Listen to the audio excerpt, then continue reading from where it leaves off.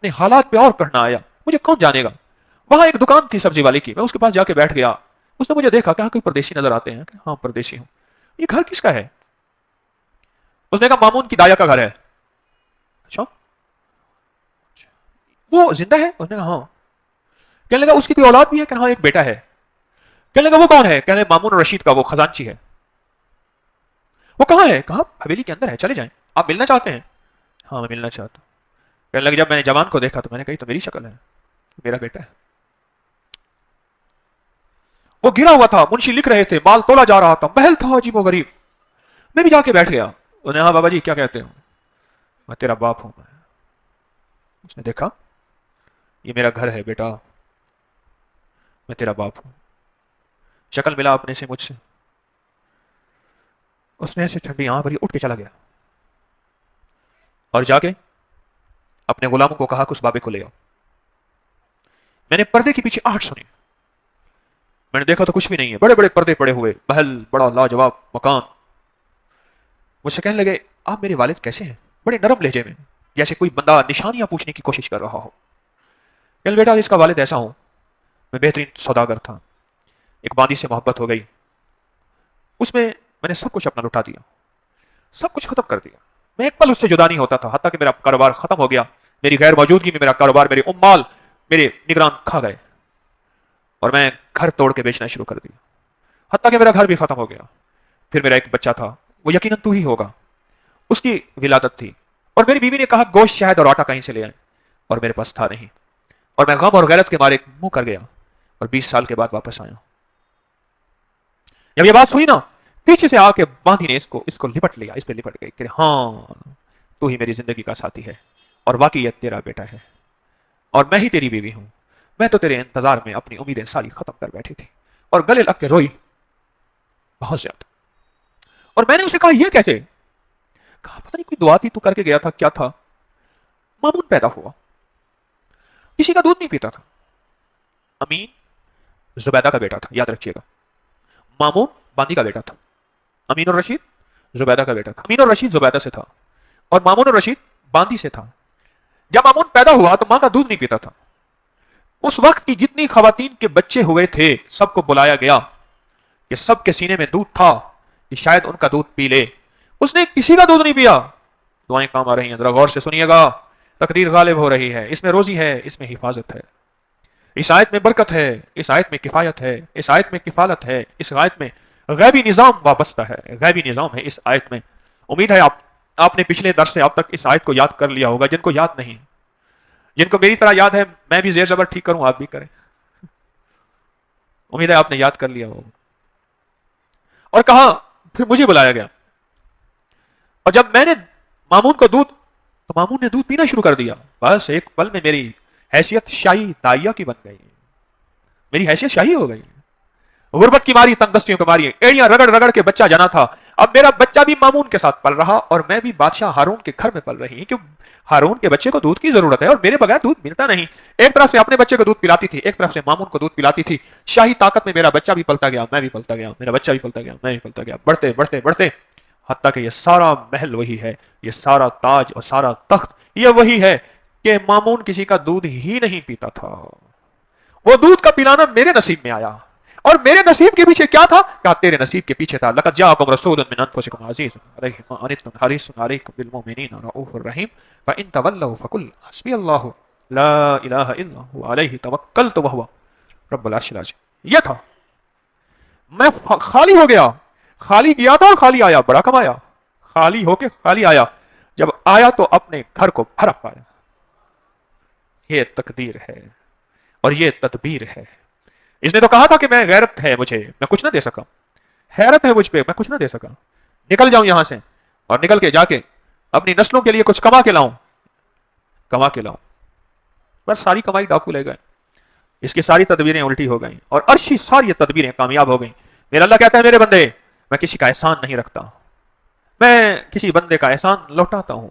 تو نے میرا نام پڑھا ہے، اور میرے حبیب کے اوپر تو نے اتنی برکت والا نام، یہ دنیا کی سب سے بڑی نعت ہے، قرآن کی نعت ہے، والضحیٰ نعت ہے، واللیل نعت ہے، یا ایھا المدثر نعت ہے، یا ایھا المزمل نعت ہے۔ میرے مدینے والے کی شان ہے، اور یہ سب سے بڑی نعت ہے، لقد جاءکم رسول من انفسکم عزیز، یہ نعت ہے، میرے مدینے والے کی شان ہے، یہ نعت ہے۔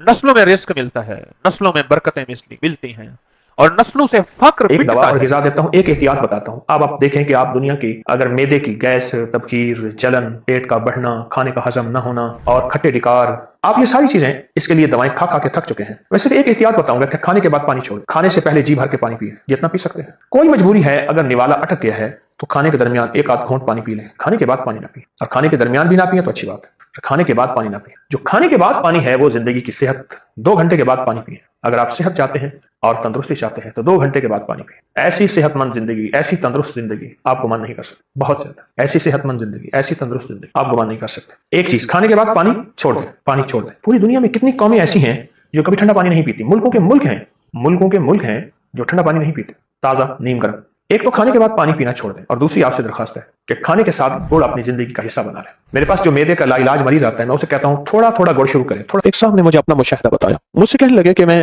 باہر ملک رہا، ابو دھابی بہت عرصہ رہا، کہا کہ میں زندگی میں ساری عمر وہاں رہا، مال بھیجتا رہا، پیسے بھیجتا رہا، سال کے بعد آتا تھا۔ آخر کار میں نے کہا اب وہاں جا کے وقت گزاروں اپنے مقام پہ، میں پھر اپنے وطن میں آ گیا۔ کچھ عرصے کے بعد مجھے پتا چلا کہ میرے پاس تو کچھ بھی نہیں ہے، جو کچھ تھا وہ سب لوگ کھا گئے، اور اگر جائیداد بنائی تو انہوں نے اپنے نام بنائی، میرے پاس کچھ بھی نہیں۔ مجھے جب یہ غم لگا تو شوگر ہو گئی اچانک، اور پھر بلڈ پریشر ہو گیا، نیند چلی گئی، ذہنی سکون ختم ہو گیا، ذہنی طور پہ پریشانیاں، حالات اور ناکامیاں اور مسائل میرے پاس آ گئے، اور کہا اسی الجھن میں، بیماریوں میں مبتلا ہو گئے، دکھوں میں، پھر گھریلو جھگڑے شروع ہو گئے، گھریلو الجھنیں شروع ہو گئی، گھریلو حالات میں تلخیاں، سختیاں شروع ہو گئیں، میں اسی گردش میں، اسی پریشانی میں۔ کہا کہ اسی طرح میرے 2.5-3 سال گزر گئے۔ ایک دفعہ میں نائی کے پاس بیٹھا تھا اپنی حجامت کرانے کے لیے، بال کٹوانے کے لیے، میں بیٹھا ہوا پریشان بیٹھا تھا، تو ایک صاحب میرے پاس آئے، پرانے جاننے والے، اس وقت جب میں ملک میں تھا، جوان تھا، وہ بھی جوان تھا، مجھے دیکھا تو ملا، بڑا خوش ہوا، کہاں آئے، اتنا عرصہ کے بعد ملاقات ہوئی، اور اتنے عرصے کے بعد آپ کو دیکھا، کیا حال ہو گیا ہے،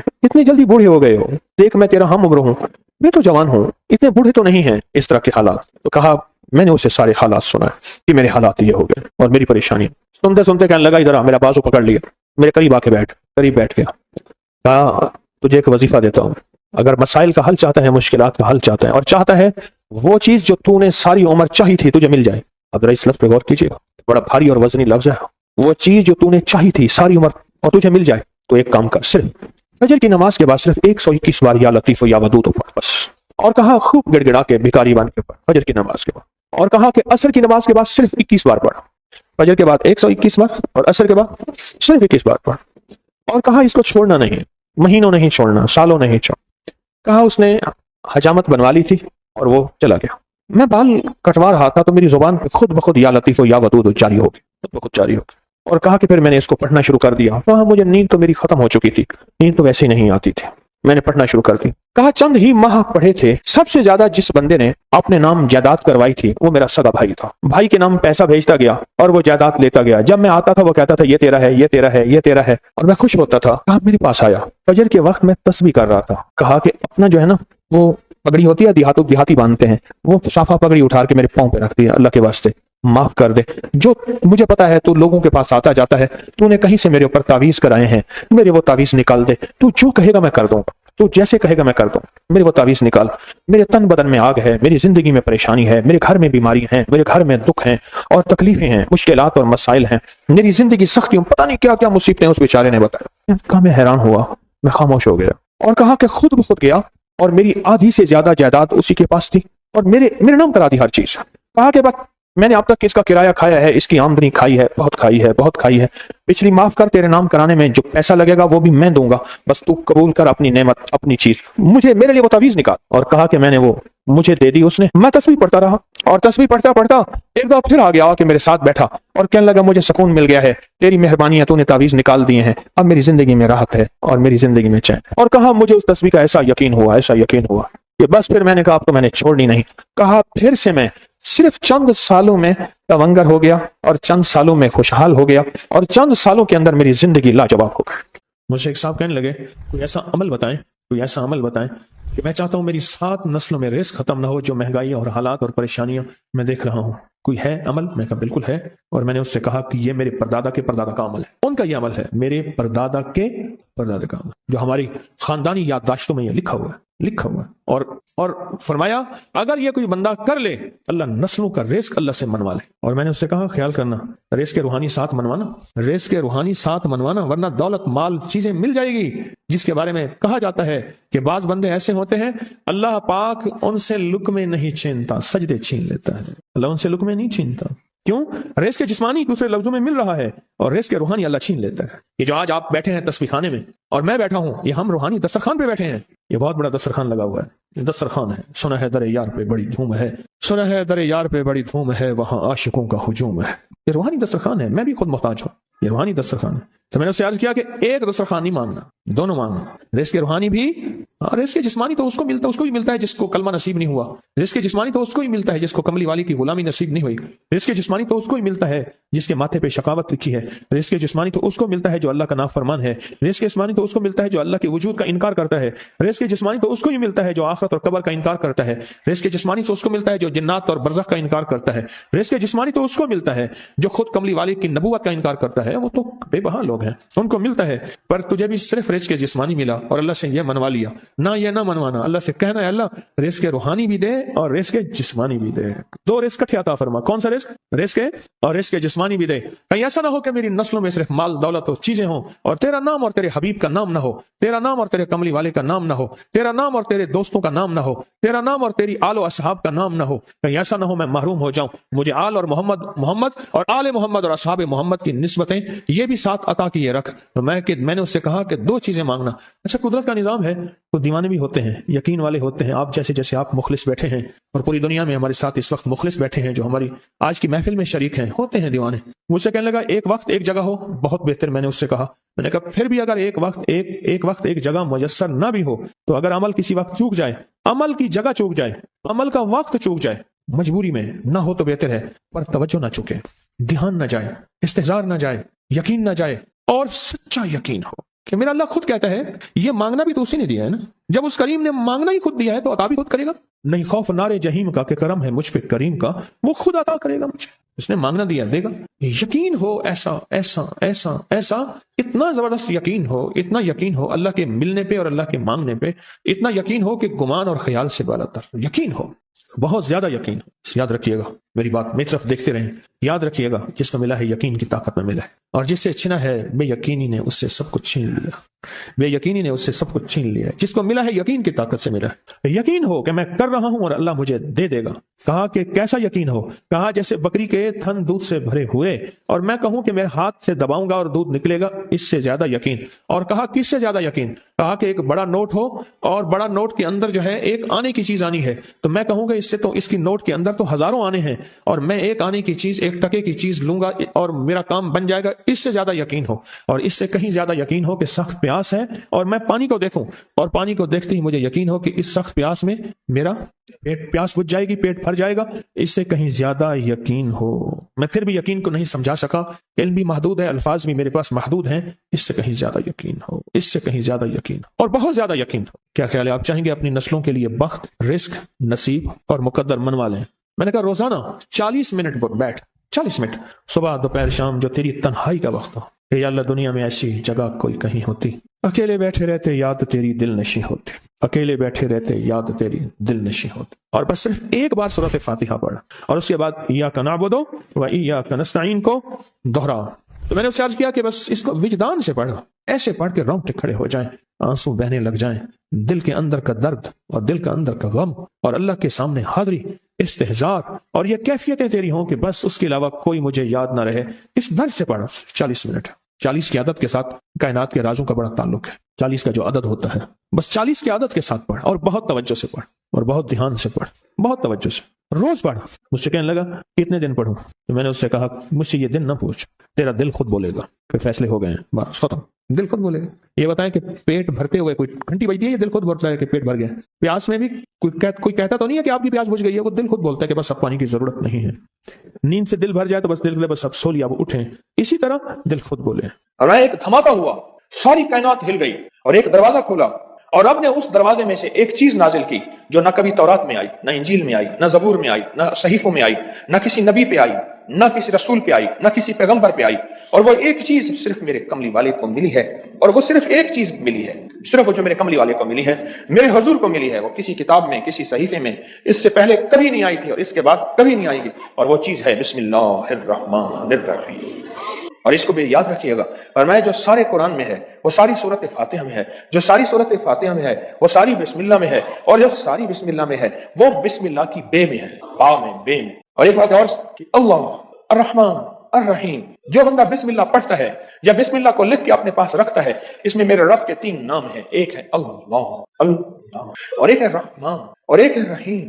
میرا اللہ تو دنیا آخرت کی ساری کفایت کرنے والا، ولایت، کفایت، راحت، رحمت، عزت، عظمت، برکت، وقار، شان و شوکت کو تو اللہ اللہ اللہ اللہ اللہ اللہ۔ اب اللہ نے 2 جہان بنائے ہیں، ایک عالم شہود ہے، یہ جہان ہے، ایک عالم برزخ ہے، موت کے بعد کا جہان ہے۔ اس عالم شہود کے لیے میرے رب نے اپنا نام دیا ہے رحمان۔ کیا دیا؟ کیا دیا؟